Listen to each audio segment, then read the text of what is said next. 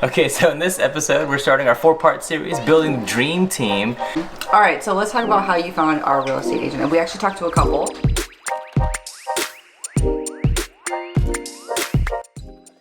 On today's episode, welcome to Investing with the Baldo. V-Nose. I'm Josh.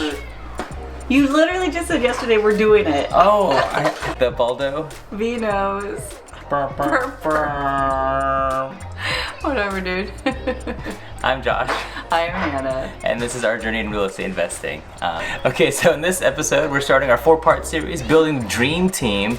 Which is also known as the Core 4 by Bigger Pockets. Or the 1992 NBA Dream Team with Michael Jordan, Larry Bird, Magic Johnson. And we digress. All right, so let's talk about how you found our real estate agent. And we actually talked to a couple, and you found them all on Bigger Pockets. Yeah, just going on the forums, searching Columbus, looking in that market, and then from there I wanted to see which agents were most active on the forum. Okay, they'd be familiar with the investing community, and they would be an active participant, and they'd be willing to communicate because obviously if they're engaging on a forum, then that means you're open to new clients, right? So I slid into the DMs of a few. The first agent that we want to talk about, the first agent that we talked to.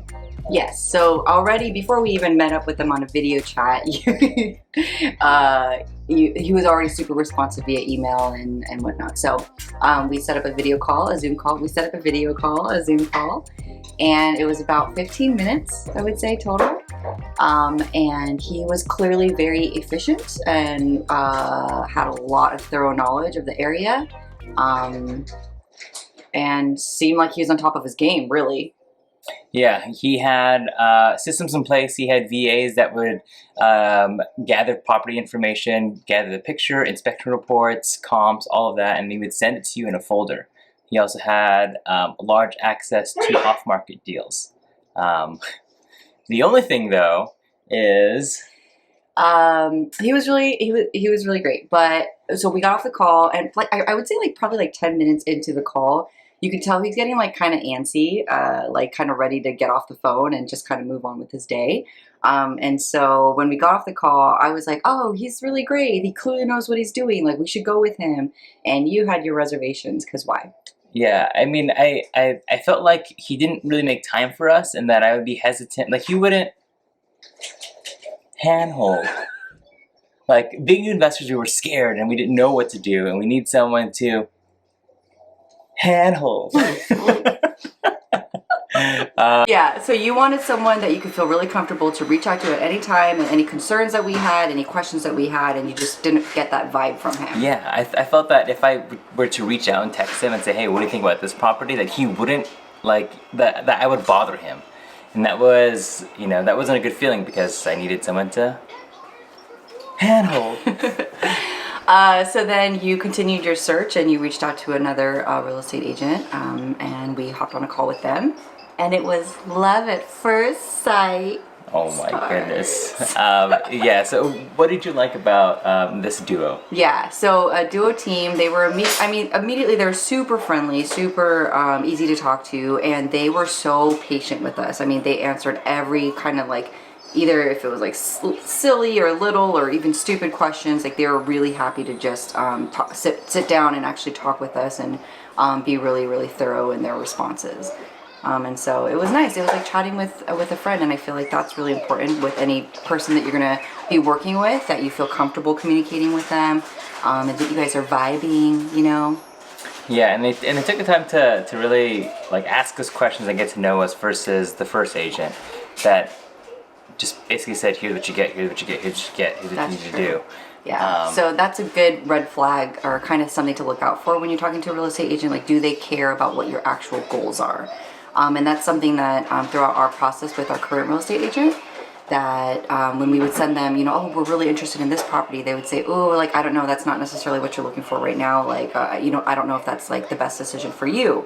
And so, rather than trying to like hone in on a sale, it felt like they were really looking out for our best interests. So that helps kind of build that trust as well. Yeah, and I think, I actually don't know if red flag is the right word. I think you have to know what you want. Like for us, we wanted the hand-holding. Any excuse to hold my hand, I guess.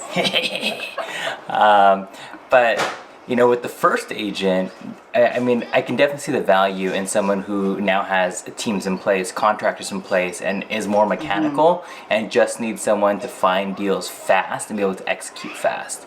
I definitely think that that's where the first agent, you know, really That shines. agent was for people that have been in the game, that can look at a listing really quick and know immediately if that's something that they're going to pursue or not, whether they walk the property or not. But we're not at that level yet. We're so, you know, we're just newbies, you know, a little small fish in the big ocean right now. So maybe in the future that's something that we could do, but for now we need a lot of. Mommy. Oh, you know. We need a lot of mommy. Okay, so what questions were important to you to ask the agents when you were interviewing them? I would say, well, pro tip, ding. Can you do like a little thing here? Is that for anyone that you bring onto the team, the real estate agent, the property manager, contractor, if you're doing it long distance, you should always ask them, have they worked with long distance investors before? Because someone that's looking for a primary residence versus someone that's doing it long distance it's going to look really different. Almost question number one, right? Because what an investor needs versus what, you know, a person who's going to use it as their primary residence, those needs are very different. And so there's some comfort level there, you know, on technology. Like, will they FaceTime you or send you videos of the property, or, you know, do they expect you to be there, right? Or do they not work with that? Because that's a very different process in terms of even just easing our expectations and our needs. We are very needy. I said we're like the needy, insecure girlfriend that needs a lot of validation. Kind of breaking down the process, like what's it going to look like if we say we're interested in this property, what happens next? And then a great question that you asked was like, do you actually walk the property? Because I didn't really think about that since we're doing the whole long distance thing, but what else? Yeah. I think another important question was, do they have access to off-market deals? That I'm trying to say, because, you know, the MLS, you know, is basically the same as Zillow and Redfin with just a few different nuances and a little bit more data. But it gets pushed to Redfin and all of those places immediately. But finding the off-market deals that nobody else is bidding on, that, you know, has a smaller pool, that are those fixer-uppers, are really important. Another thing to consider, this whole industry is all about referrals and references, and that's something that you hear a lot on Bear Pockets and whatever, but that really comes into play here, because if you get someone that's referring someone, everyone's reputation is on the line at that point. So I feel like that's something that we spoke to about 3 different references to our current real estate agent who had like rave reviews about them, and so that and our real estate agent is actually the ones that referred their contractors out to us. So it's such a relationshipy. Relationships are important. Ow! What the? Relationships are key. That's our pro tip. You know, another question that I think is really valuable, that tell me about a deal or property that you brought to the table for an investor.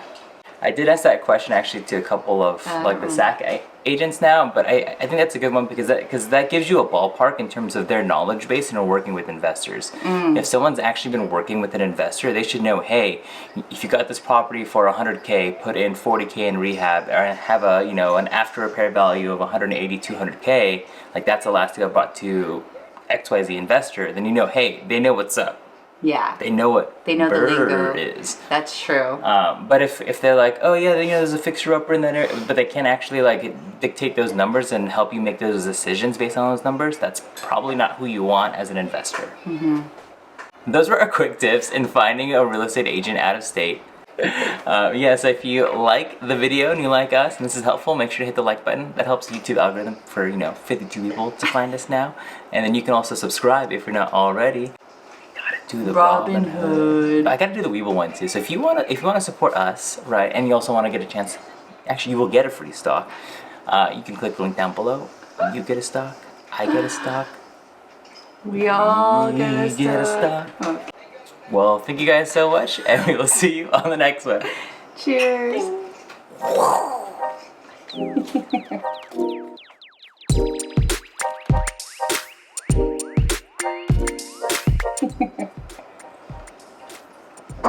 that was messy. But you know what? We're real. We're relatable. Got a lot going on. Be authentic. Authenticity and just showing the human experience is just so important right now. Know your why. I mean, I think, like, anything is scary until you do it. That's true, but don't forget that everything is figure-outable. Mommy. Yes, baby. We're never getting 60 We're subs. never gonna do this. All Okay, right. so after the, Mommy. My mommy. Why are you so obsessed with me? okay, but Mommy.